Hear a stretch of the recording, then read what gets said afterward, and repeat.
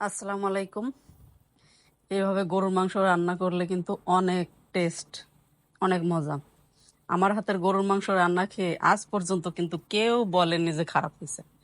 মা দাদিদের থেকেও বলে কি ভালো হয়েছে, কিন্তু এইভাবে গরুর মাংস রান্না করেন, দেখেন খেতে অনেক ভালো লাগবে।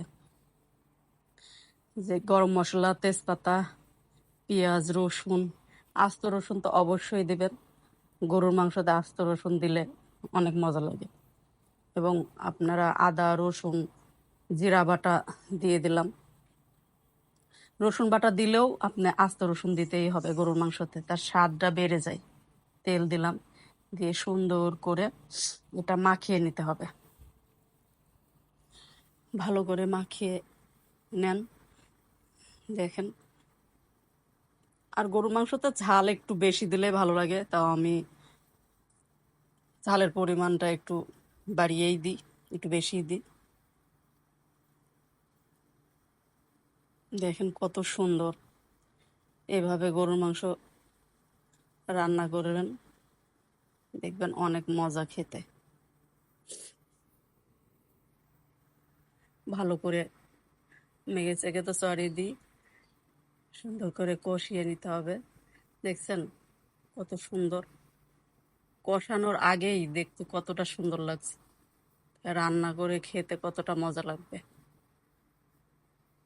এভাবে রান্না করে খেয়ে দেখবেন অনেক মজা।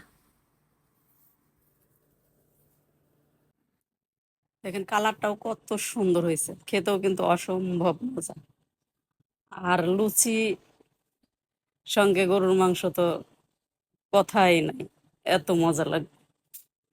তো আমি কয়টা ময়দাটা আগে আমি তেল দিয়ে লবণ দিয়ে মাখিয়ে রেখেছিলাম, তারপরে সেটা এখন লুচি বানিয়ে নিচ্ছি। দেখেন কত সুন্দর ভাবে লুচিটা কিন্তু হচ্ছে, দেখছেন কত সুন্দরভাবে ফুলে গেছে। তো আপনারাও এইভাবে লুচি বানিয়ে নেবেন আর গরুর মাংস রান্না করবেন, দেখবেন খেতে কিন্তু অসম্ভব মজা, অনেক মজা। আর লুচিটা ভালো করে তেলের মধ্যে ভেজে নিতে হবে।